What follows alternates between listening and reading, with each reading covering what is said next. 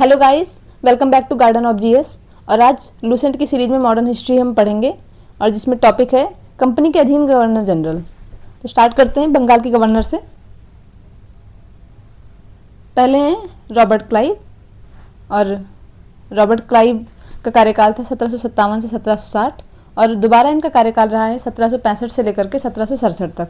ठीक है, इनका 2 टाइम पीरियड रहा है। इन्होंने बंगाल में द्वैत शासन की व्यवस्था शुरू की थी और इसके तहत राजस्व वसूलने, सैनिक संरक्षण, विदेशी मामले, मतलब जो बड़े बड़े मामले होते हैं जैसे राजस्व का हो गया, सैनिक संरक्षण हो गया और विदेशी मामले, ये कंपनी के अधीन थे, जबकि शासन चलाने की जिम्मेदारी नवाबों के हाथों में दी गई थी।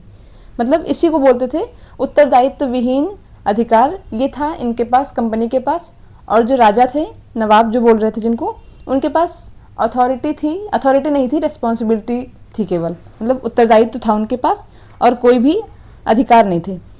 इसने मुगल सम्राट शाह आलम द्वितीय को इलाहाबाद की संधि 1765 के द्वारा कंपनी के संरक्षण में ले लिया। इस संधि के जरिए ईस्ट इंडिया कंपनी को देश की राजनीतिक और संवैधानिक व्यवस्था में दखल देने का अवसर मिल गया। कहने का मतलब है कि जब बक्सर का युद्ध हुआ था, बक्सर के युद्ध 1764 में, उसमें कंपनी जीत गई थी और बाकी ये सब हार गए थे, तो उन्होंने अवध के नवाब से इलाहाबाद लेकर के, इलाहाबाद की संधि में, और उसको इन्होंने मुगल सम्राट शाह आलम को दे दिया और इस तरह से इन्होंने कंपनी के संरक्षण में ले लिया इलाहाबाद को। ठीक है, और फिर यहीं से भारत में ब्रिटिश शासन की नींव पड़ गई और इनका इंटरफेयर बहुत ज़्यादा होने लगा। रॉबर्ट क्लाइव ने बंगाल के समस्त क्षेत्र के लिए 2 उपदीवान रखे थे। नाम ध्यान रखना है आपको, 2 उपदीवान के। एक थे बंगाल के लिए मोहम्मद रजा खां और बिहार के लिए राजा शिताब राय। तो इसको आप ध्यान रखेंगे कि जो बंगाल के लिए ऐसे कर सकते हैं कि बंगाल के लिए, बंगाल में ममता बनर्जी जी का जब शासन था तो उनको किसी बात के लिए रजा करना, उनकी रजामंदी मिलना बहुत मुश्किल हो जाती थी, जैसे सीबीआई के केस में आपने देखा होगा। और दूसरा देख सकते हैं कि बिहार का, कि बिहार के लोगों को बोलते हैं कि वो लोग बहुत पढ़ते हैं, तो पढ़ते किससे? किताब से, तो बिहार किताब शिताब। ठीक है, रॉबर्ट क्लाइव ने जेम्स रेनल को हिंदुस्तान का मानचित्र तैयार करने के लिए कहा था, नाम याद रखना है आपको। और भारत का पहला मानचित्र 1767 में रेनल ने बनाया था, जिसे बंगाल एटलस में चित्रित किया गया है। जेम्स रेनल को भारतीय भूगोल का पिता कहा जाता है। तो देखिए, इसको ऐसे याद कर सकते हैं कि जैसे रेल चलाए थे तो रेल कैसे बनाए थे, उसकी मैपिंग की गई होगी, तभी रेल लाई गई, इंडिया में रेलवे लाया गया। ठीक है, तो ऐसे ही याद कर सकते हैं कि इन्होंने एटलस में क्या होता है, मैपिंग होती है, तो मैपिंग जो बनाया वो किसने बनाया? रेल चलाने के लिए बनाया, मतलब रेनल ने बनाया। ठीक है, कंपनी के अधीन गवर्नर जनरल, इसमें अन्य गवर्नर के नाम बताए इन्होंने। बरेलास्ट बताया है 1767 से 69, कार्टियर 69 से लेकर के 72 तक, और वॉरेन हेस्टिंग्स 1772 से 74 तक। तो इस तरह से ये दोनों का बहुत ज़्यादा इंपॉर्टेंट नहीं है, बरेलास्ट और कार्टियर का। वॉरेन हेस्टिंग का आपने एक बार देखा है, दूसरा कार्यकाल 1772 से लेकर के 74 तक है। कंपनी के अधीन गवर्नर जनरल, रेगुलेटिंग एक्ट आया 1773 में। इसके अनुसार बंगाल के गवर्नर को अब अंग्रेजी क्षेत्रों का गवर्नर जनरल कहा जाने लगा था। 1773 का जो एक्ट था, इसकी सबसे इम्पॉर्टेंट चीज़ ये हुई थी कि इससे पहले बंगाल के अपने अलग और मद्रास के अलग, और बम्बई के, मद्रास के और बंगाल के, इन तीनों के अपने अलग अलग गवर्नर होते थे। लेकिन 1773 का जो एक्ट आया उसमें ये हो गया कि केंद्रीकरण बढ़ा दिया गया और जो कहा गया कि जो बंगाल के गवर्नर हैं वही अब वो गवर्नर जनरल कहे जाएंगे, और जो ये दोनों हैं बम्बई और मद्रास, इनके अभी भी गवर्नर ही रहेंगे। ठीक है, तो इनका कार्यकाल क्या होगा? 1773 के एक्ट के अनुसार बंगाल के गवर्नर को अब अंग्रेजी क्षेत्रों का गवर्नर जनरल कहा जाने लगा। इनका कार्यकाल 5 वर्षों का निर्धारित किया गया और मद्रास एवं बम्बई के गवर्नर को इनके अधीन कर दिया गया। मतलब अब ये दोनों मद्रास और बम्बई वाले जो हैं वो अब जो है बंगाल के गवर्नर जनरल को रिपोर्ट करेंगे। तो इस तरह से भारत में कंपनी के अधीन प्रथम गवर्नर जनरल वॉरेन हेस्टिंग 1774 से लेकर के 85 तक रहे। मतलब ये ध्यान रखना है कि जब 1773 का एक्ट आया था तो उस टाइम पे गवर्नर जनरल कौन था? वॉरेन हेस्टिंग थे गवर्नर, क्योंकि इनका कार्यकाल 1773 से लेकर 72 से लेकर के और 1700 इनका 85 तक रहा है टोटल कार्यकाल, जिसमें से 72 से 74 तक ये गवर्नर बन के रहे हैं बंगाल के, और 74 से लेकर के और 85 तक ये गवर्नर जनरल बन गए। तो इस तरह से पूछा जाए कि बंगाल का अंतिम गवर्नर कौन था, तो वॉरेन हेस्टिंग। बंगाल का प्रथम गवर्नर जनरल कौन था? Warren Hasting. वॉरेन हेस्टिंग 1750 में कंपनी के एक क्लर्क के रूप में कलकत्ता आए थे और अपनी कुशलता के कारण कासिम बाजार का अध्यक्ष बन गए और बंगाल का गवर्नर बन गए और कंपनी का गवर्नर जनरल बन गए। 3 पद इनको मिल गए। ठीक है, नेक्स्ट है वॉरेन हेस्टिंग के बारे में। अब हम वॉरेन हेस्टिंग के जब तक गवर्नर थे तब तक इनकी कोई खास पॉलिसी नहीं थी, लेकिन जब ये गवर्नर जनरल बन गए तो इनकी पॉलिसी में काफ़ी चेंजेस आ गए। तो इसने राजकीय कोषागार को मुर्शिदाबाद से हटा करके कलकत्ता कर दिया। कल मैंने 3 चीज़ें बताई थी, 3 राजधानियाँ बताई थी, आप बताएंगे कमेंट सेक्शन में। सबसे पहले ढाका राजधानी थी, ढाका के बाद मुर्शिदाबाद किसने की थी, और मुर्शिदाबाद के बाद मुंगेर किसने की थी। चलिए मैं ही बता देती हूँ। ढाका से मुर्शिदाबाद किसने की थी राजधानी, मुर्शीद कुली खां ने, और मुर्शिदाबाद से मुंगेर किसने किया था, मीर कासिम ने। ठीक है, आप उसकी ट्रिक पिछले वीडियो में देख लीजिएगा, उसमें बता रखा है मैंने। तो अब इन्होंने क्या किया, राजकीय कोषागार को, ये मुर्शिदाबाद पहले राजधानी थी तो यहाँ पे कोषागार था, और बाद में कलकत्ता इंपॉर्टेंट हो गया तो इन्होंने राजधानी को भी हटा करके कहाँ से, मुर्शिदाबाद से हटा करके कहाँ कर दिया, कलकत्ता कर दिया। 1772 में इसने प्रत्येक जिले में एक फौजदारी व दीवानी अदालतों की स्थापना कर दी। ठीक है, ये इंपॉर्टेंट है क्योंकि ये इनका सुधार यहीं से शुरू हो गया। अब सुधार कहें या जो भी कहें, लेकिन कुल मिलाकर के चेंजेस यहीं से शुरू हो गए। 1772 में इन्होंने क्या किया, फौजदारी और दीवानी दो अलग अलग अदालत की स्थापना कर दी। पहले एक ही जज होते थे जो सारे मामले देख रहे थे। फौजदारी अदालतें सदर निजामत अदालत द्वारा निरीक्षित होती थी। नाजिम द्वारा नियुक्त दरोगा अदालत की अध्यक्षता करता था। जो फौजदारी का मतलब ये होता है कि बहुत से लोगों को पता भी होगा, फौजदारी का मतलब जो क्रिमिनल केसेस होते हैं वो फौजदारी में आते हैं, और दीवानी का मतलब होता है कि जिन केसेस में आपको सामान्यतः ये होता है कि जिनमें आपको कारावास की सज़ा नहीं होती है, फाइन पड़ते हैं, तो जो उसको बोलते हैं सिविल केसेस। और फौजदारी केसेस में आपको 2 साल की जेल, 4 साल की जेल, इस तरह की फौजदारी केसेस होते हैं। दीवानी अदालत में कलेक्टर मुख्य न्यायाधीश होता था। आज भी होता है कि आज दीवानी अदालत में नहीं होते हैं, लेकिन जो कलेक्टर होते हैं वो आज भी बहुत सारे लैंड से रिलेटेड केसेस को देखते हैं। तो वो उसको आप ऐसे याद कर सकते हैं कि कलेक्टर कौन होते हैं, दीवानी अदालत में देखते हैं। जिनको पता है वो ठीक है, जो नहीं इस ट्रिक से भी, इस हिंट से भी नहीं कर पा रहे हैं, उनके लिए है कि आजकल कलेक्टर मतलब डीएम बनने के लिए या कलेक्टर बनने के लिए लोग दीवाने हो गए हैं, मतलब यूपीएससी की तैयारी कर रहे हैं, यूपीपीसीएस की कर रहे हैं। ठीक है, तो ऐसे डिप्टी कलेक्टर बनने के लिए यूपीपीसीएस कर रहे हैं। जिला फौजदारी अदालत एक भारतीय अधिकारी के अधीन होती थी, जिसकी सहायता के लिए एक मुफ्ती और एक काजी होता था। ठीक है, फौजदारी का मतलब क्रिमिनल केसेस की बात हो रही है। क्रिमिनल केसेस के लिए, सिविल केसेस में तो एक ही नियम चल रहा था, लेकिन फौजदारी का दोनों अलग अलग, काजी का अलग नियम चलता था, मुफ्ती का अलग चलता था, तो वही अभी भी चल रहा था। जिला फौजदारी अदालत में मुफ्ती और काजी दोनों सलाह दे रहे थे, सहायता कर रहे थे। कलेक्टर इस न्यायालय के कार्य की देखभाल करता था। ठीक है, कलकत्ता में एक सदर दीवानी अदालत और एक सदर फौजदारी अदालत की स्थापना की गई, क्योंकि अब इनका जो केंद्र बनता जा रहा है वो कलकत्ता बनता जा रहा है। ठीक है, इन्होंने कोषागार भी हटा दिया और अब अदालत भी, दोनों दीवानी और सदर फौजदारी दोनों ही अदालत की स्थापना इन्होंने कहाँ कर दी, कलकत्ता में कर दी। सदर दीवानी अदालत में कलकत्ता काउंसिल का सभापति और उसी काउंसिल का 2 सदस्य राय रायन और मुख्य कानूनगो की सलाह से न्याय करते थे। इतना नहीं याद करना है। सदर फौजदारी अदालत में नाइब निजाम, मुख्य काजी, मुफ्ती और 3 मौलवियों की सलाह से न्याय करते थे। बस ये ध्यान रखना कि जो फौजदारी वाला मामला था इसमें काजी और मुफ्ती होते थे, और जो दीवानी वाला होता था उसमें अधिकारियों का एक क्रम चलता रहता था। जैसे मुख्य कानूनगो आज भी होते हैं तहसील में, तो वो क्या करते हैं, सिविल के मामले देखते हैं। तो इससे आप कर सकते हैं इनको कि कानूनगो अगर है तो वो कौन सा होगा, सिविल केसेस होगा। काजी और मुफ्ती है तो कौन सा केस होगा, फौजदारी केस होगा।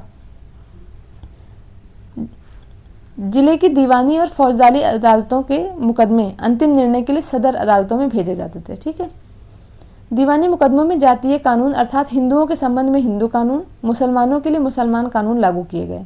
ये दीवानी मामलों में चल रहा है। ठीक है, जबकि फौजदारी मुकदमों में मुस्लिम कानून लागू किया गया। ठीक है, ऐसे याद कर, इसको देख सकते हैं कि देखिए दीवानी आज भी सिविल जो चलता है, जो यूसीसी चल रहा है, यूनिफॉर्म सिविल कोड, समान नागरिक संहिता, उसमें यही बात हो रही है कि दोनों के अपने सिविल केस, जैसे कि विवाह संबंधी, उत्तराधिकार संबंधी अलग अलग नियम हैं, तो ये उस समय और भी ज़्यादा कठोर रहे होंगे।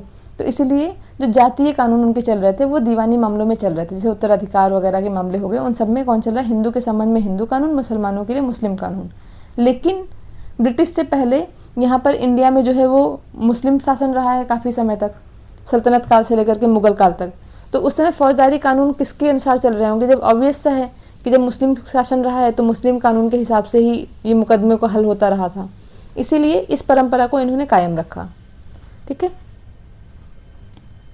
नेक्स्ट है 1772 में वॉरेन हेस्टिंग ने द्वैत शासन प्रणाली को समाप्त करने। द्वैत शासन प्रणाली वही थी जिसमें राजा के पास अधिकार नहीं थे लेकिन उत्तरदायित्व था, और कंपनी के पास अधिकार थे लेकिन उत्तरदायित्व नहीं थे। तो उस व्यवस्था को इन्होंने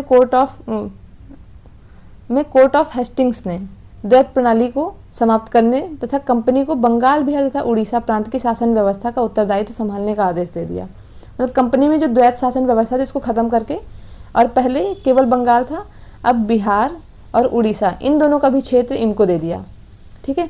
वॉरेन हेस्टिंग ने दोनों उप दीवान, किसकी बात हो रही है, सिताब राय, राजा सिताब राय जो बिहार के थे, और मोहम्मद रजा खां जो बंगाल के थे, इनको पद से हटा दिया। ठीक है, क्योंकि अब इन्होंने सारा होल्ड अपने हाथ में लेना शुरू कर दिया, तो जो क्षेत्रीय लोग थे उनको धीरे धीरे हटाना शुरू कर दिया। 1772 में वॉरेन हेस्टिंग ने एक नई भू राजस्व पद्धति लागू की जिसे इजारेदारी प्रथा, ये जरूर ध्यान रखना है, के नाम से जाना जाता है।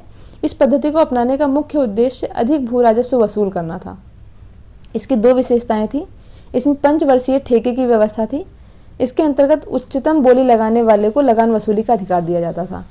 कहने का मतलब है कि मान लीजिए 4 लोग हैं जो बोली लगा रहे हैं, तो 4 लोगों में से जिसने सबसे ज़्यादा बोली लगाई कि हम इस ज़मीन के बदले आपको इतनी राजस्व देंगे, मान लीजिए किसी ने 100 रुपये, किसी ने 50 रुपये, किसी ने 500 रुपये और किसी ने 400 रुपये लगाई, तो 500 रुपये बोली लगाने वाले को ज़मीन दी जाएगी। तो ये सेकंड पॉइंट हो गया, उच्चतम बोली लगाने वाले को लगान वसूली का अधिकार दिया गया।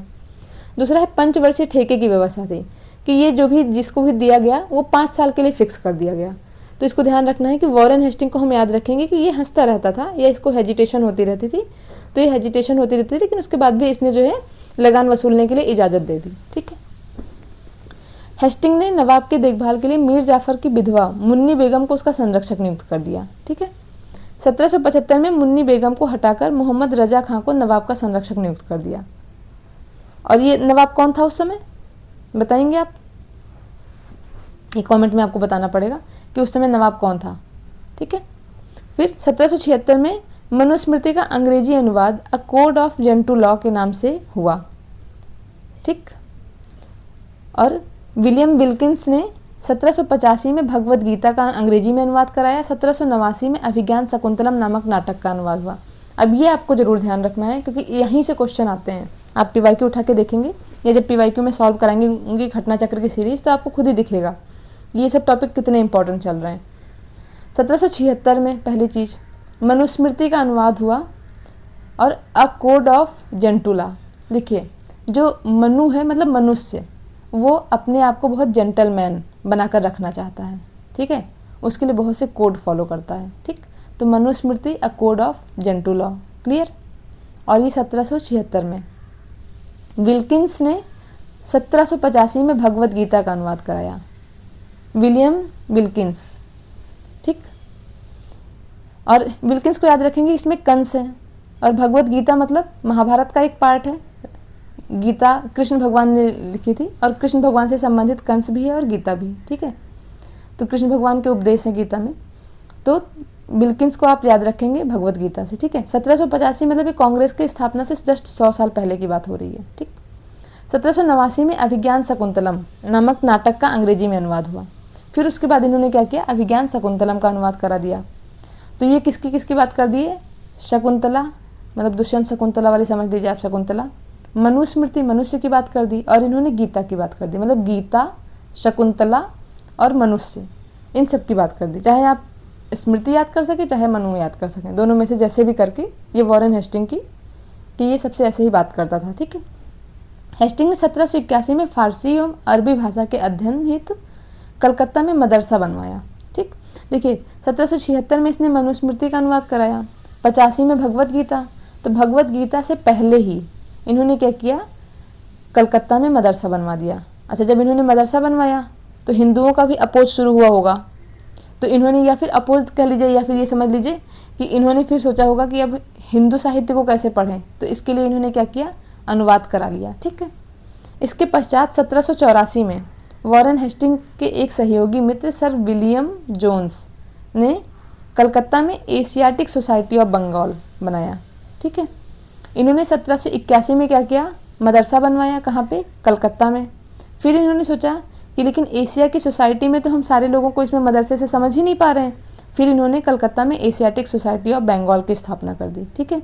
फिर इन्होंने 1785 में हिंदुओं को जानने के लिए गीता का अनुवाद कराया। 1791 में ब्रिटिश रेजिडेंट जोनाथन डंकन ने बनारस में हिंदू कानून एवं दर्शन के अध्ययन के लिए संस्कृत कॉलेज की स्थापना की। ठीक है। फिर इन्होंने 91 में, देखिए 1781 में मदरसा, तो 91 में संस्कृत कॉलेज, ठीक है। और ये कहाँ करवाया? बनारस में। और बनारस का देखिए पान फेमस है, या बनारस का सिल्क फेमस है।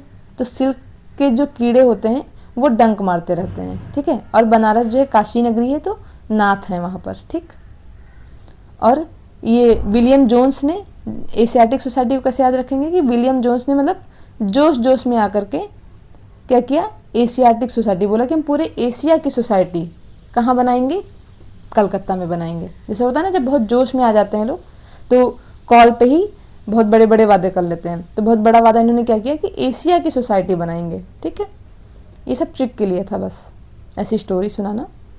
1804 में बम्बई में एशियाटिक सोसाइटी और 1823 में लंदन में Asiatic society of great Britain की स्थापना हुई। देखिए ये 1801, 2, 3, 4 वाला जो ईयर है बहुत ज़्यादा इंपॉर्टेंट है। एक में अवध का अधिग्रहण, अवध को इन्होंने मिलाया था, किसमें? सहायक संधि लागू की थी। इसको ध्यान रखें। 1804 में बम्बई में एशियाटिक सोसाइटी बना ली। 1823 में लंदन में, 1813 और 33 के बीच में 2 एक्ट आए। तो ऐसे याद करें कि 23 में इन्होंने कहाँ किया? उसी बीच में, उसी एक्ट के बीच में क्या किए? लंदन में Asiatic society of great Britain, मतलब इन्होंने एक एशियाटिक सोसाइटी कलकत्ता में बनाई। कब बनाई? इन्होंने बनाई 1784 में, ठीक है। दूसरी 1804 में बनाई बॉम्बे में। फिर 1823 में कहाँ बनाई? लंदन में बनाई, ठीक है। इन्होंने मुगल सम्राट को मिलने वाला 26 लाख रुपए की वार्षिक पेंशन बंद करवा दी, ठीक है। क्योंकि अभी इनके पास इतनी पावर आ गई कि वो मुगल सम्राट को पेंशन क्यों ही देंगे, इन्हें वेस्ट ऑफ मनी लगने लगा। नेक्स्ट पॉइंट है, इसी के समय 1780 में भारत का पहला समाचार पत्र द बंगाल गजट का प्रकाशन किसने किया? जेम्स ऑगस्टस हिक्की ने किया। जब गजट निकलता है या गजट खाना होता है या न्यूज़पेपर पढ़ना होता है तो उसको लोग बहुत हक से छीन लेते हैं, ठीक है। तो क्या किया? हिक्की, उन्होंने हक से छीन लिया कि लाओ हमें दो, हमने इसका पे किया है, इसको पैसा हमने दिया है, तो ये हम पढ़ेंगे, ठीक है। और इसी के समय रेगुलेटिंग एक्ट के तहत 1774 में कलकत्ता में एक उच्चतम न्यायालय की स्थापना हुई। देखिए यहाँ पर कुछ लोग ये बोलेंगे कि एक क्वेश्चन आया हुआ था कि सबसे पहले जो भारत का सुप्रीम कोर्ट है उसकी स्थापना किस एक्ट के थ्रू हुई थी? तो लोग बोल देते हैं कि 1773 के एक्ट से, लेकिन ये गलत है। 1935 के एक्ट से हुई थी। और 1935 के एक्ट में क्या हुआ था? उसमें बोला गया था कि एक संघीय न्यायालय होगा, ठीक है, सुप्रीम कोर्ट होगा। तो लोग बोलते हैं कि फिर ये क्या है 1774 वाला? तो ये आगे पढ़ेंगे। देखिए 1774 में कलकत्ता में स्थापना हुई पहली चीज़, जिसका अधिकार क्षेत्र कलकत्ता तक था। कलकत्ता के बाहर का मुकदमा तभी सुना जाता था जब दोनों पक्ष सहमत हों। समझ में आ गया? ये पूरे भारत का नहीं था, ये केवल कलकत्ता तक सीमित था। और एक्सेप्शनल केसेस में कलकत्ता से बाहर के मुकदमे सुने जा रहे थे। तो इस तरह से ये उच्चतम न्यायालय जो है ये एक क्षेत्रीय था, पूरे भारत का नहीं था। इस न्यायालय में अंग्रेजी कानून लागू होता था। इसका मुख्य न्यायाधीश एलिजा इम्पे था, जिसे 1782 में इस्तीफा देना पड़ा। हेस्टिंग ने बंगाली ब्राह्मण नंदकुमार पर झूठा आरोप लगाकर न्यायालय में फांसी की सजा दिलवा दी थी, ठीक है। तब गवर्नर जनरल है, जो चाहेंगे वो करेंगे, उस टाइम पे तो उनके पास इतनी पावर थी ही। तो इसमें हमें क्या ध्यान रखना है? बंगाल गजट जब पास होता है तो वो क्या होता है? समाचार पत्र था जिसमें गजट पास हुआ था और उसको ऑगस्टस ने हक से छीन लिया, ठीक है। तो हिक्की, जेम्स ऑगस्टस हिक्की। और 1774 में कलकत्ता की स्थापना हुई, कलकत्ता न्यायालय की। और इसके प्रथम न्यायाधीश कौन थे? एलिजा इम्पे, ठीक। स्थानीय कानूनों की अलग अलग व्याख्या से उत्पन्न भिन्नता को खत्म करने, समरूपता लाने के लिए 1775 में 1111 पंडितों को भारतीय कानूनों का एक संकलन तैयार करने का काम सौंपा। क्योंकि अलग अलग कानून थे, स्थानीय कानून, तो उनकी व्याख्या करने में बहुत ज़्यादा प्रॉब्लम आ रही थी। तो इसलिए इन्होंने क्या किया? 11 पंडितों का एक भारतीय कानूनों का संकलन तैयार करने का काम सौंपा। NV हॉलहेड ने इस संकलन को अंग्रेजी में अनुवाद किया। 1778 तक यूरोपीय न्यायाधीशों के लिए मुस्लिम कानूनों की एक संहिता भी तैयार कर ली गई थी, ठीक है। ये हॉलहेड ने, इन्होंने क्या बोला? हाल में जो हेड बनाए गए, कौन? 11 पंडित, ठीक है। उन्होंने कहा, 11 पंडित जो थे उन्होंने कहा कि हाल में हेड तुम नहीं हो, हम हैं और इसका ट्रांसलेशन हम करेंगे। ठीक है, तो इन्होंने जो ट्रांसलेशन किया उसी को इन्होंने हेड बना दिया, तो NV हॉल हेड। ठीक, और 1778 तक इन्होंने क्या किया, मुस्लिम कानूनों की भी एक संहिता तैयार कर ली। प्रथम आंग्ल मराठा युद्ध 1775 से 82, द्वितीय आंग्ल मैसूर युद्ध ये भी पढ़ चुके हैं 1780 से 84, ये वॉरेन हेस्टिंग के समय ही लड़े गए। मैंने बताया था कि जब जो सेकंड वाला आंग्ल मैसूर युद्ध हुआ था जिसमें हैदर अली की मृत्यु हो गई थी और उनके बाद में टीपू सुल्तान इनसे लड़े थे, और इसमें कौन सी संधि हुई थी, मंगलौर संधि, जो था कि वॉरेन हेस्टिंग ये वार्निंग भी देता था और इसको ये हंसता भी रहता था, और तभी इसने जो है इसको मांगने में भी कोई शर्म नहीं आई, तो ये मंगलौर की संधि। ठीक है, मांगा मतलब मंगलौर। प्रथम आंग्ल मराठा युद्ध सालबाई की संधि 1782, सालबाई मतलब बाई, बोलती कि भाई ऐसी सफाई करती है बाई। ठीक है, बाई 82, भाई ऐसी सफाई, भाई ऐसी मतलब 82। द्वितीय आंग्ल मैसूर युद्ध मैंगलोर की संधि 1784 के द्वारा संपन्न हुआ। ठीक है, Pitt's India Act 1784 Warren Hasting के समय ही पारित हुआ, क्योंकि इनका कार्यकाल ही इतना लंबा रहा है। इस एक्ट के तहत ब्रिटिश भारत के प्रशासन को नियंत्रित और संचालित करने के लिए इंग्लैंड में नियंत्रण बोर्ड, जिसको बोर्ड ऑफ कंट्रोल की स्थापना की गई। पिट्स इंडिया एक्ट 1784 के तहत भारत में डुअल गवर्नमेंट, वही द्वैत शासन या दोहरी सरकार की व्यवस्था लागू की गई थी, जिसमें एक तरफ कंपनी के डायरेक्टर्स और दूसरी तरफ ब्रिटिश सरकार की एक बोर्ड ऑफ कंट्रोल थी।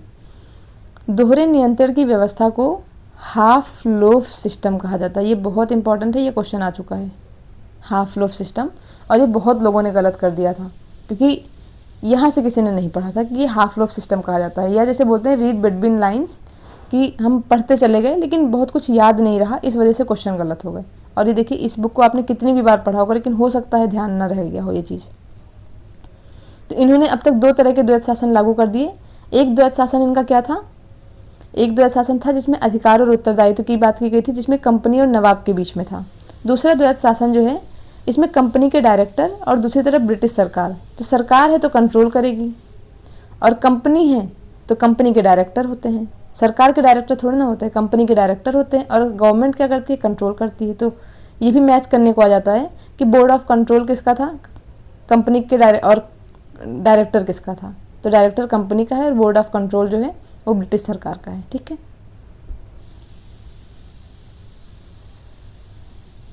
नेक्स्ट पॉइंट है, इसी के काल में बोर्ड ऑफ रेवेन्यू की स्थापना हुई थी। ये बहुत इंपॉर्टेंट पॉइंट है, बोर्ड ऑफ रेवेन्यू। देखिए, आपने अभी बताया कि सिविल केस और जो क्रिमिनल केस थे उनको अलग अलग कर दिया गया, तो अब बोर्ड ऑफ रेवेन्यू भी आएगा, क्योंकि रेवेन्यू जो है वो क्या है, सिविल केस, और लैंड के जितने भी मैटर होते हैं वो सब किससे रिलेटेड होते हैं, बोर्ड ऑफ रेवेन्यू से। हेस्टिंग ने संपूर्ण लगान के हिसाब की देखभाल के लिए एक भारतीय अधिकारी राय रायन की नियुक्ति की, और इस पद को प्राप्त करने वाला पहला भारतीय दुर्लभ राय का पुत्र राजा राजबल्लभ था। ठीक है, पिट्स इंडिया एक्ट 1784 के विरोध में इस्तीफा देकर जब वॉरेन हेस्टिंग फरवरी 1785 में इंग्लैंड पहुंचा, तो एडमंड बर्के ने उस पर बंगाल का शासन सही ढंग से न चलाने का आरोप लगाया, और इस आरोप के आधार पर उस पर ब्रिटिश संसद में महाभियोग का मुकदमा चलाया। 1788 में शुरू हुआ, 7 साल तक ये मुकदमा चला, और अंततः 1795 में सभी आरोपों से इसको मुक्त कर दिया गया। ब्रिटेन में मुक्त ही होना है, क्यों कहेंगे कि आपने भारतीयों के खिलाफ गलत किया। और इसमें बस ये पॉइंट ध्यान रखना है आपको कि पिट्स इंडिया एक्ट के विरोध में इन्होंने इस्तीफा दिया था, क्योंकि कई बार ऐसे स्टेटमेंट आते हैं कि इन्होंने इस्तीफा दिया, या इनका कार्यकाल समाप्त हो गया, या इन्होंने स्वेच्छा से त्यागपत्र दे दिया, तो विरोध में इस्तीफा दिया था। ठीक है, 1786 में हेस्टिंग के जाने के पश्चात लगान परिषद का पुनर्गठन किया गया, और एक नवीन अधिकारी मुख्य सारिस्तादार की नियुक्ति की गई, जिसका कार्य सभी कानूनगोओं के कागज की देखभाल करना था। इस पद पर प्रथम नियुक्ति जेम्स ग्रांट की हुई, जैसे बोलते हैं ना परमिशन ग्रांटेड, तो लगान को लेकर के परमिशन ग्रांटेड, कि मतलब अब आप जाओ और लगान वसूलो। ठीक, सुरक्षा प्रकोष्ठ की नीति, जिसको रिंग फेंस पॉलिसी बोलते हैं, ये किसने शुरू की थी, वॉरेन हेस्टिंग ने। सुरक्षा प्रकोष्ठ इन्होंने शुरू की थी, रिंग फेंस पॉलिसी, और उसके बाद पॉलिसीज में कितने आ गए, सहायक संधि आ गई, हड़प की नीति आ गई, फूट डालो राज करो की नीति आ गई। वो अलग अलग शासकों गवर्नर जनरल ने किया है, वो आगे पढ़ेंगे। सर जॉन मैकफरसन ये गवर्नर जनरल अस्थायी थे, ठीक है। फिर लॉर्ड कॉर्नवालिस, ये भी बहुत इंपॉर्टेंट है, 1786 से 93 एक बार और दोबारा 1805। 2 बार वॉरेन हेस्टिंग भी हो चुके और 2 बार ये भी कॉर्नवालिस भी। इनके समय में जिले के समस्त अधिकार कलेक्टर के हाथों में दे दिए गए, ठीक, कलेक्टर पावरफुल हो गए। इसने भारतीय न्यायाधीशों से युक्त जिला फौजदारी अदालतों को समाप्त कर और उनके स्थान पर वही जो जिला फौजदारी था जिसमें काजी और मुफ्ती होते थे उनको समाप्त करके उनके स्थान पर 4 भ्रमण करने वाली अदालतें बना दी गई, जिसमें 3 बंगाल के लिए और 1 बिहार के लिए नियुक्त की गई, ठीक है। बंगाल इंपॉर्टेंट था तो 3 वहाँ पे रख दी गई और बिहार जस्ट बगल में था तो वहाँ पे। 1792 में लॉर्ड कॉर्नवालिस ने दरोगा प्रणाली की शुरुआत की, ठीक है। कॉर्नवालिस ने 1793 में प्रसिद्ध कॉर्नवालिस कोड का निर्माण करवाया जो शक्तियों के पृथक्करण सिद्धांत पर आधारित था। कॉर्नवालिस को हम स्वीट कॉर्न से याद करेंगे, ठीक है। अब खेतों में अगर स्वीट कॉर्न होगा तो क्या होगा, उसको बचाने के लिए लोग, या किसी का चोरी हो जाएगा तो लोग शिकायत करने जाएंगे, तो कौन आता है केस की जांच करने, दरोगा, तो दरोगा प्रणाली। फिर इन्होंने कॉर्नवालिस कोड बनाया अपना कि कॉर्न स्वीट कॉर्न को लेकर एक कोड बनाया जाएगा और इसमें शक्तियों के पृथक्करण सिद्धांत की बात की गई कि जैसे स्वीट कॉर्न होता है देखिए एक एक को छिल छिल के खाते हैं, मतलब अलग अलग उसको सेपरेट कर देते हैं, तो क्या हो गया, शक्तियों का पृथक्करण हो गया, ठीक है। ये कोई लॉजिक नहीं है, बस इलॉजिकल सी ट्रिक है, बस याद करना है। 1793 में एक विनिमय के द्वारा जिला कलेक्टर को उसकी न्यायिक शक्तियों से वंचित कर दिया गया और केवल संग्राहक अभिकर्ता बना दिया गया। अभी तक जिला कलेक्टर दीवानी मामलों को देख रहा था, दीवानी न्यायालय की पावर किसके पास थी, जिला कलेक्टर के पास, लेकिन अब जिला कलेक्टर का काम वही, कलेक्टर मतलब कलेक्ट करना, तो अब केवल कलेक्टर रह गया, ठीक है, और केवल संग्राहक रह गया। पुलिस कर्मियों के वेतन में वृद्धि के साथ ही ग्रामीण क्षेत्र में पुलिस अधिकार प्राप्त जमींदारों को इस अधिकार से वंचित कर दिया गया। मतलब अब इन्होंने पुलिस कर्मचारी के वेतन में वृद्धि कर दी और जो ग्रामीणों के पास पावर दी गई थी, कुछ पुलिस पावर थी उनके पास, अब उन पावर को जमींदारों से छीन लिया गया। कंपनी के कर्मचारियों के व्यक्तिगत व्यापार पर प्रतिबंध लगा दिया गया। मतलब इसने थोड़ा सा कंपनी के कर्मचारियों के लिए भी थोड़ा रिजिड रूल लेके आए। तो इसको भी ऐसे कर सकते हैं कि अगर कॉर्न है तो खेतों में देख के लालच सबको आएगी, जितने भी कंपनी के कर्मचारी सबको आएगी, तो सब लोग अपना व्यापार करना चाहेंगे कि सब लोग उसी से पैसे कमा लें। तो इसने क्या किया, उन पर प्रतिबंध लगा दिया और जमींदारों को भी उस पावर से हटा दिया, क्योंकि जमींदार भी बेईमानी कर सकते थे, खेतों से चोरी करवा सकते थे। तो इसलिए इसने क्या किया, इसने पुलिस कर्मचारियों के वेतन में वृद्धि की और बोला कि अब दरोगा ही हर मामले देखने जाएंगे। जिले में पुलिस थाना की स्थापना की। वही लोग शिकायत करने जाएंगे तो कहाँ जाएंगे, शिकायत थाना होना चाहिए, वहाँ पे एक दरोगा को इसका इंचार्ज बना दिया गया, ठीक है। भारतीयों के लिए सेना में सूबेदार, जमादार, प्रशासनिक सेवा में मुंसिफ, सदर, अमीन या डिप्टी कलेक्टर से ऊंचा पद नहीं दिया जाता था। ये ज़्यादा ऊंचा पद नहीं देते थे भारतीयों को, क्योंकि अगर भारतीयों के पास ज़्यादा ऊंचा पद आ जाएगा तो इनके हिसाब से वो काम नहीं कर रहे होंगे। 1793 में, ये देख रहे हैं, ये बहुत इंपॉर्टेंट पॉइंट है, स्थायी बंदोबस्त की पद्धति लागू की। अब कॉर्नवालिस है तो इन्होंने बोल दिया कि अब से जो है हर खेत में कॉर्न उगाए जाएंगे और ये व्यवस्था स्थायी कर दी इन्होंने, ठीक है। इसके तहत इन्होंने क्या किया, अब जमींदारों को भू राजस्व का लगभग 90% तथा कंपनी को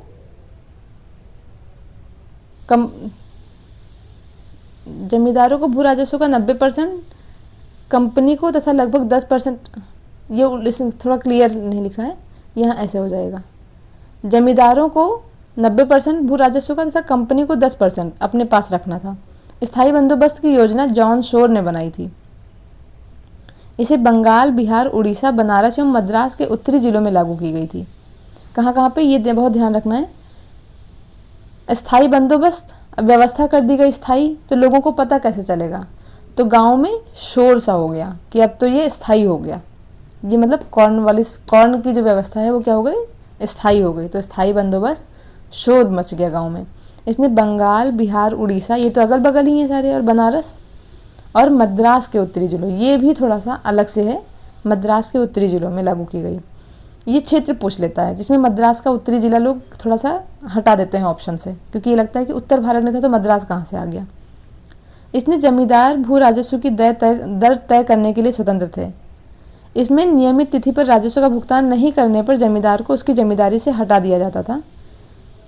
कुल मिलाकर के जो स्थायी बंदोबस्त है इसमें ये व्यवस्था की गई थी कि 10 साल के लिए व्यवस्था फिक्स कर दी गई कि 10 साल के लिए भू राजस्व जो है वो एक फिक्स रकम हो गई, और उसमें था कि कंपनी जो है वो अपनी उसको कितनी राशि चाहिए, कितना भू राजस्व चाहिए, ये उन्होंने फिक्स कर दिया। और ये था कि जमींदार उसी अकॉर्डिंग अपनी लगान वसूलें क्षेत्र से, लेकिन जमींदारों की रकम फिक्स नहीं की, इसलिए जमींदार मनमानी रकम वसूलते थे और इससे फिर कंपनी जो आम किसान है उसका बहुत शोषण होता था।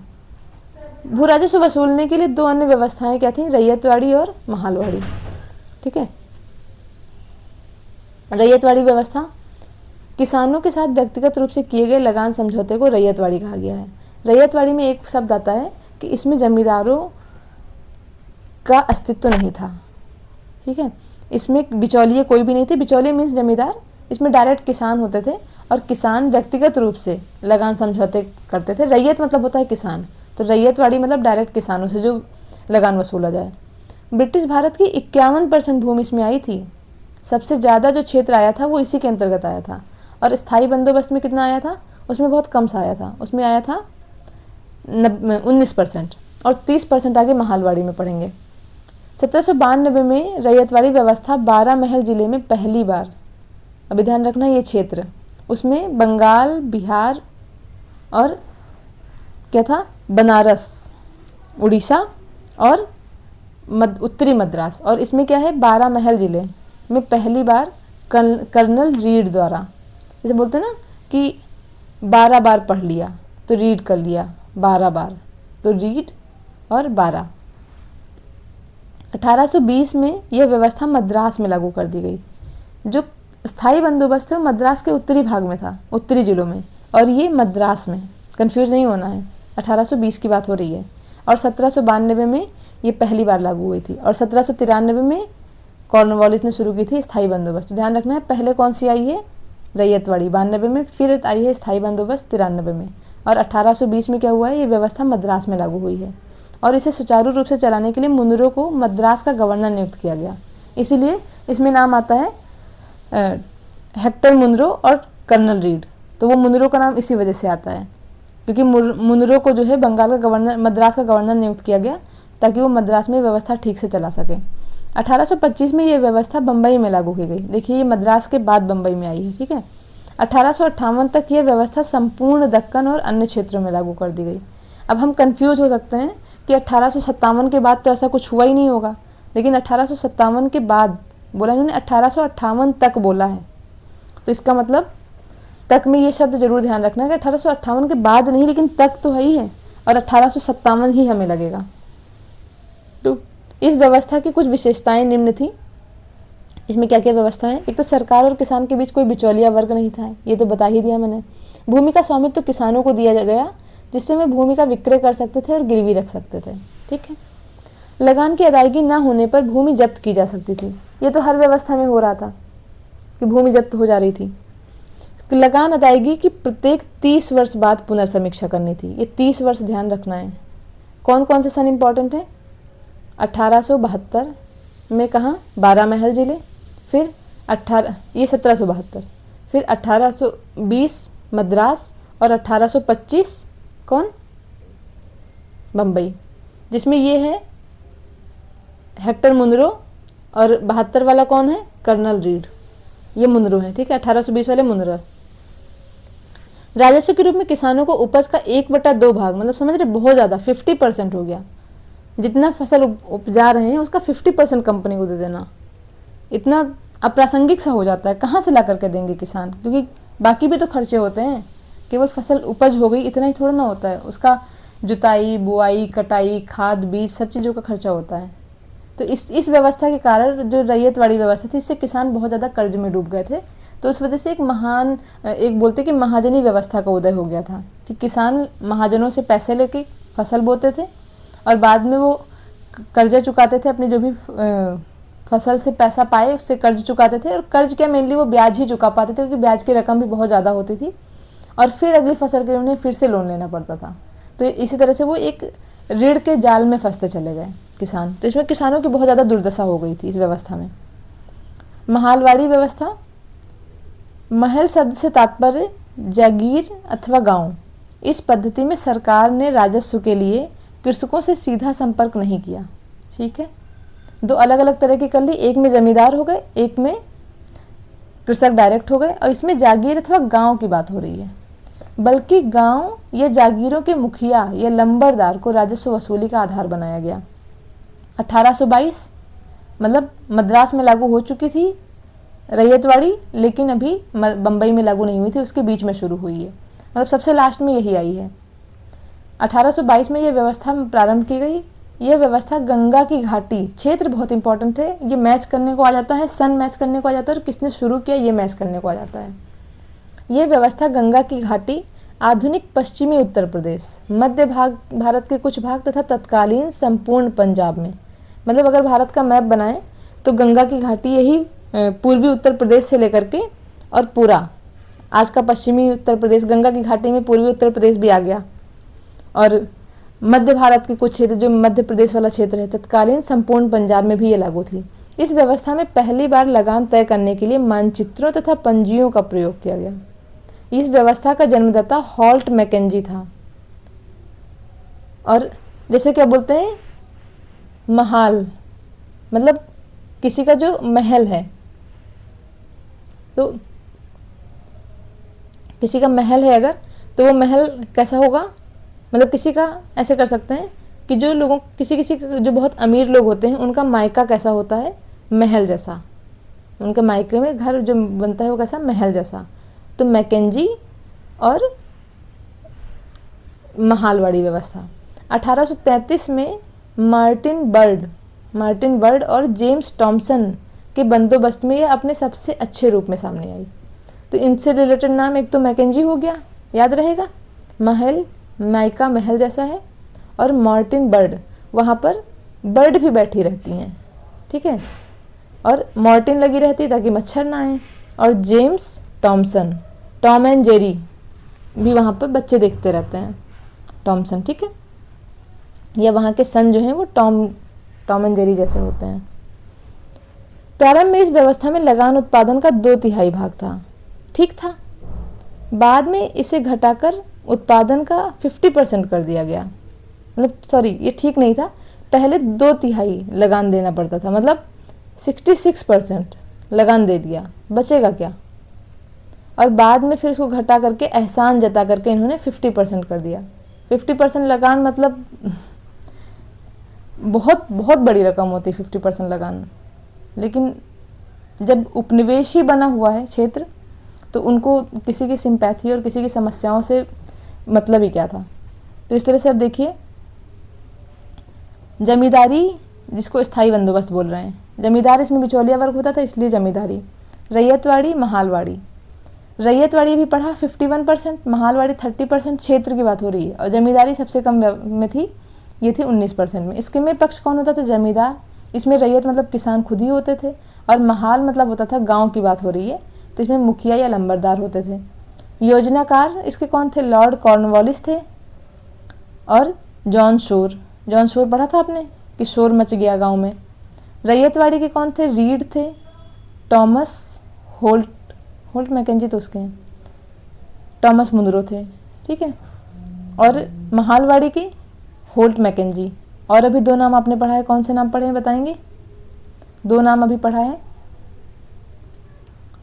जेम्स टॉमसन और मार्टिन बर्ड, 2 नाम पढ़े हैं, मार्टिन बर्ड और जेम्स टॉमसन भी अपने इनके समय में अच्छे रूप में आई थी, लेकिन जो जन्मदाता थे वो कौन थे, हॉल्ट मैकेंजी थे, ठीक है।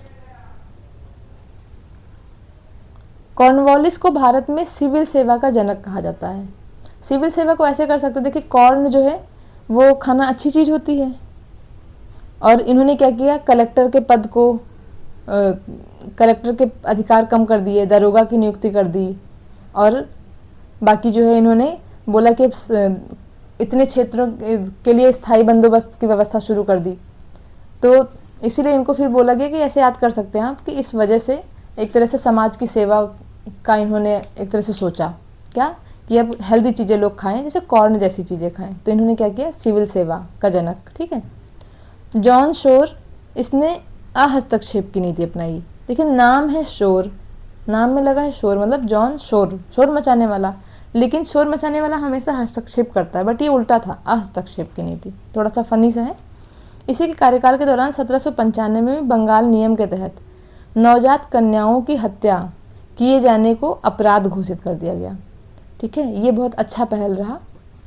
तो ऐसे क्या बोलेंगे कि अगर कन्या जो होती है उसकी लोग हत्या कर देते थे तो शोर मच जाता था, ठीक है। तो इतने शोर को शांत कराने के लिए क्या किया, एक नियम बना करके अपराध घोषित करा दिया। लॉर्ड वेलेजली 98 से 1805, इनका कार्यकाल बहुत इंपॉर्टेंट है और इनकी जो रणनीति थी वो भी बहुत इंपॉर्टेंट है। लॉर्ड वेलेजली 1798 से 1805 में इसने सहायक संधि की पद्धति शुरू की। मैं बहुत बार बता चुकी हूँ कि सहायक संधि की पद्धति शुरू की। भारत में सहायक संधि का प्रयोग, ये भी मैंने पहले बताया था, कल ही बताया, कल के लेक्चर में, कि इसका जो है वेलेजली से पहले कौन था, फ्रांसीसी गवर्नर डुप्ले। शुरुआत तो इन्होंने की थी, जो बीज डाली थी वो इन्होंने डाली थी। सहायक संधि करने वाले राज्य कौन से थे, हैदराबाद, मैसूर, तंजौर, अवध, पेशवा, बरार एवं भोसले, जोधपुर, सिंधिया, जयपुर, मछेड़ी, बूंदी, भरतपुर। बहुत सारे नाम हैं। इसमें जो बड़े बड़े राज्य हैं उनका ज़्यादा पूछा जाता है। जैसे क्या बोलेंगे, दर दर भटका, हैदराबाद, ठीक है। जैसे ही वेलेजली आई, मतलब हमने जलेबी खा के दर दर, जलेबी के लिए दर दर भटका। फिर क्या किया, सूर बना दिया, मैसूर। फिर लोग तंज कसने लगे तो उनका वध कर दिया। फिर पेश किया कहाँ पे, बरार, बहुत बुरी तरीके से। कहाँ पे, भैंस के सामने, और संध्या के समय, मतलब शाम के समय, ठीक है। फिर कब, जोधपुर, मतलब जोत बत्ती का टाइम हो चुका था उस टाइम पे, तफ्फे का पेश किया तो जय जयकार होने लगी, ठीक है। और बाद में कुछ लोगों ने वहीं पे मछली खाया, बूंदी का रायता बनता है वो खाया, और फिर भारत के नारे लगाने लगे।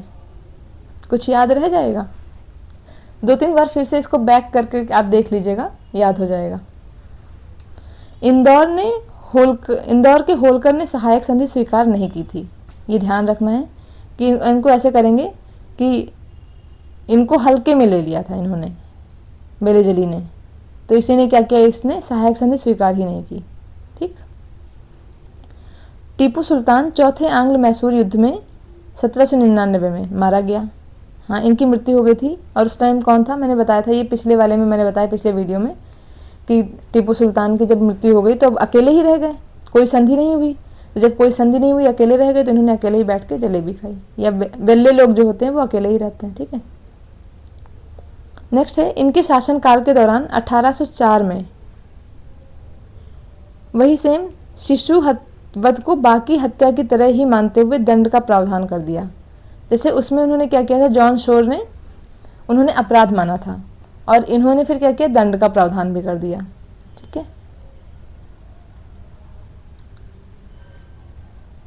इसी ने 10 जुलाई 1800 को कलकत्ता में सिविल सेवा में भर्ती किए गए युवकों को प्रशिक्षित करने के लिए फोर्ट विलियम कॉलेज की स्थापना की, ठीक। सिविल सेवा का जन्मदाता कौन, लॉर्ड कॉर्नवालिस। फिर 1800 में कलकत्ता में नागरिक सेवा में भर्ती के लिए प्रशिक्षित करने के लिए फोर्ट विलियम कॉलेज। देखिए 1700 में फोर्ट विलियम बना था, ठीक है। 1700 जॉन जॉब चार्नॉक ने जो है फोर्ट विलियम का मतलब हो गया कलकत्ता की स्थापना जो हुई थी, ये उसकी बात हो रही है 1700 में। और उससे ठीक 100 साल बाद 1800 में क्या हुआ, फोर्ट विलियम कॉलेज की स्थापना हुई। ऐसे याद रहेंगे, जब आप लिंक करके याद करेंगे तो ईयर ज़्यादा याद होंगे, क्योंकि ऐसे ही ईयर याद करने की कोई ट्रिक नहीं होती है। उसको बस यही कि आप जितनी बार प्रैक्टिस करें, जितना एक दूसरे से लिंक कर सकते हैं, थोड़ा सा इमेज बनाने की कोशिश करेंगे, उतना ज़्यादा आपको याद रहेगा। तो ये ध्यान रखिएगा। फिर ये क्या है, 1854 तक अंग्रेजों को भारतीय भाषाओं की शिक्षा देने के लिए ये चलता रहा, ठीक है, 1854। फिर 1857 में फिर युद्ध हो गया और उसके बाद काम खत्म हो गया। 1806 में भारत भेजे जाने वाले प्रशासकीय अधिकारियों की शिक्षा और प्रशिक्षण के लिए इंग्लैंड में हेलेबरी में एक ईस्ट इंडिया कॉलेज खोला गया जहां नवयुवक प्रशासकीय अधिकारियों का 2 वर्ष का प्रशिक्षण देने की व्यवस्था थी। ये समझ लीजिए आज का लबासना। ठीक, ये भी वही था फोर्ट विलियम वाला भी, लेकिन 1806 में जो है ये वहाँ पर एक वो खोला गया, कौन सा, हेलेबरी में, इंग्लैंड में एक ईस्ट इंडिया कॉलेज। तो इसका नाम सिंपल सा है कि ईस्ट इंडिया में आएंगे तो ईस्ट इंडिया कॉलेज। ठीक है, ये स्वयं को बंगाल का शेर मानता था। कौन, वेलेजली। अकेले ही घूमता, वेला मतलब जो लोग, वेला मतलब अकेले, तो अकेले ही घूमता था, बंगाल का शेर मानता था। लॉर्ड कॉर्नवालिस फिर आए 1805 में, क्योंकि ये कब तक रहे, 1798 से लेकर के 1805 तक। ठीक है, और फिर इनका दूसरा कार्यकाल, कॉर्नवालिस 1805 में दूसरा कार्यकाल शुरू हुआ, लेकिन शीघ्र ही इनकी मृत्यु हो गई। जब मृत्यु हो गई तो फिर काम खत्म। सर जॉर्ज वॉरलो, फिर वही 1805 में, देख रहे हैं 1805 में 3 गवर्नर हो गए, वेलेजली, कॉर्नवालिस और जॉर्ज वॉरलो। 1805 से 7 तक रहे। उसी 2 साल के बीच में इन्होंने 1806 में वेल्लोर में हुई सिपाही विद्रोह, इसके कार्यकाल की महत्वपूर्ण घटना थी। तो इसको कैसे कर लेंगे, इसको ऐसे याद करो, वेल्लोर वालों। ठीक है, वेल्लोर वालों सावधान हो जाओ, सिपाही विद्रोह हुआ है। ठीक, लॉर्ड मिंटो प्रथम 1807 से 1813। देखिए एक मार्ले मिंटो सुधार आया है, वो कब हुआ है मार्ले मिंटो सुधार, या मार्ले मिंटो अधिनियम बोलते हैं, वो कब आया था, 1909। ये वो लॉर्ड मार्ले, वो मिंटो जो थे वो मिंटो द्वितीय थे, मिंटो सेकंड थे, और ये कौन है, मिंटो फर्स्ट है। लगभग उनसे 100 साल पहले की बात हो रही है, 1909, 1807, क्योंकि ये 1909 में एक्ट आया, गवर्नर उससे पहले से थे, वायसराय, तो ये 1807। ठीक है, तो इनके काल में रणजीत सिंह एवं अंग्रेजों के बीच संधि हुई। कौन सी, अमृतसर की संधि। ये मैंने कल भी बताया था कि इसकी मध्यस्थता किसने की थी, मेटकॉफ ने की थी, जो मैंने बताया था कि अमृत को मटके में रख लिया। ठीक, और रण जीत, समझ लिए कि रण को जीत लिया हमने। और ये सब क्या किया, ये सब मिनटों में हुआ कि मटके में रखे हुए अमृत को रण जीत कर आए थे और मिनटों में पी लिया। ठीक, 1 मिनट में, 1 मतलब प्रथम, मिनटों प्रथम। और इसी के समय अब 1813 का चार्टर एक्ट पास हुआ। ठीक है, बोला 13 एक्ट पास हो गया बस। लॉर्ड हेस्टिंग, ये 13 से 23 थे। 1323 में मैंने क्या बताया था, 1823 में महालवाड़ी। ठीक है, इसी के समय आंग्ल नेपाल युद्ध 1814 से 16 में हुआ। हेस्टिंग, वो वॉरेन हेस्टिंग थे और ये लॉर्ड हेस्टिंग है, दोनों में डिफरेंस ध्यान रखना है, वरना कन्फ्यूजन ऐसे ही हो जाएगी। वॉरेन हेस्टिंग का कार्यकाल 1785 तक था, और 1772 से लेकर के 1785 तक, और एक कार्यकाल पहले था 67 से लेकर के 69 तक। ठीक है, तो ये है इनका 72 से लेकर के 85 तक। एक हो गया वो वॉरेन हेस्टिंग है जो वार्निंग देते थे, और ये लॉर्ड हेस्टिंग है जो 13 से लेकर के 23 तक 10 साल तक रहे हैं। इनके समय आंग्ल नेपाल युद्ध 1814 से 1816 में हुआ। इसमें नेपाल के अमर सिंह थापा को आत्मसमर्पण करना पड़ा। मार्च 1816 में अंग्रेजों एवं गोरखों के मध्य संगोली की संधि हुई। आंग्ल नेपाल युद्ध का अंत हुआ।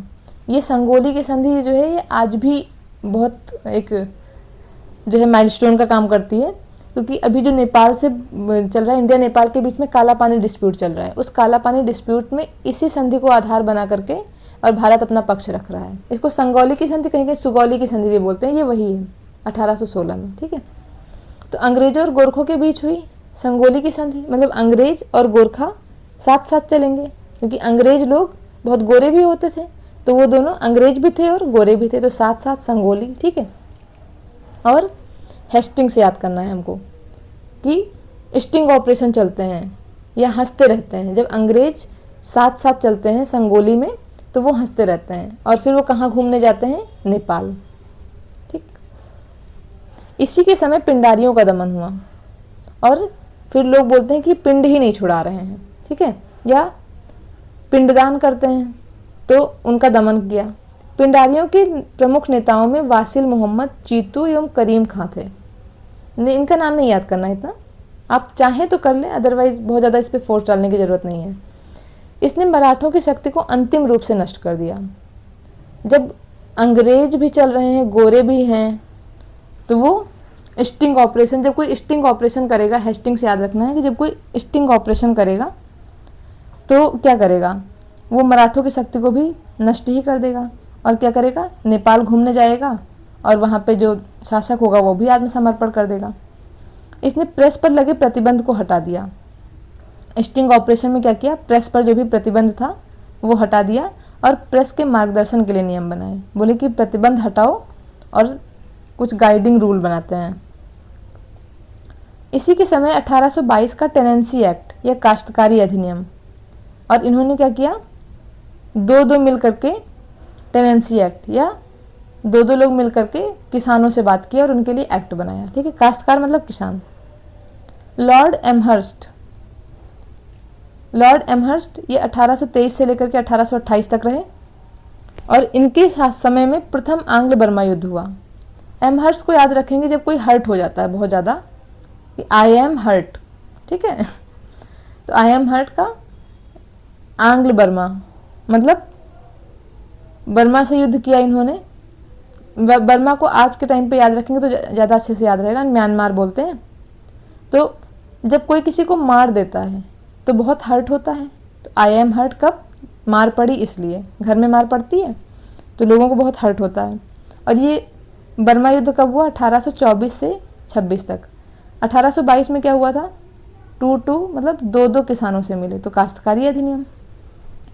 1826 में बर्मा एवं अंग्रेजों के बीच यानडब्बू की संधि हुई। फिर बोले कि अब आई एम हर्ट, तो बोले अब दब के रहना। ठीक है, यानडब्बू मतलब थोड़ा दब्बू बन के रहना, तब मार नहीं पड़ेगी। 1824 में बैरकपुर का सैन्य विद्रोह हुआ और इसी के समय में हुआ। तो बैरकपुर को याद कर सकते, बैरकपुर का सैन्य विद्रोह 24 में। देखिए 1824 में ही क्या हुआ, आंग्ल बर्मा युद्ध शुरू हुआ। तो जब बर्मा का युद्ध शुरू हुआ, मार पड़ रही थी। तो क्यों मार पड़ रही थी, क्योंकि बेरोक टोक काम कर रहे थे। बेरोक टोक मतलब बैरक। ठीक है, और 26 में यानडब्बू की संधि हो गई, तो बाद में दब्बू बन के रहना पड़ा। ठीक है, 2 साल युद्ध चला इनका। लॉर्ड विलियम बेंटिक 1828 से 1835। अब यहाँ से जो है इनसे कल कराएंगे। ठीक है, नेक्स्ट वीडियो में। तो आज के लिए इतना ही। Thank you so much. बस इसको रिवीजन करते रहिएगा वरना भूल जाएंगे, और 2-4 बार रिवीजन कर लेंगे। वीडियो को आप बैक करके देख लीजिएगा, दोबारा देख लीजिएगा 2-3 बार करके, तो आपके फिंगर टिप्स पे आ जाएगा। फिर ट्रिक एक किनारे हो जाएगी और आपके कॉन्सेप्ट याद हो जाएंगे और ये फैक्ट याद हो जाएंगे। तो थैंक यू सो मच। आज के लिए इतना ही।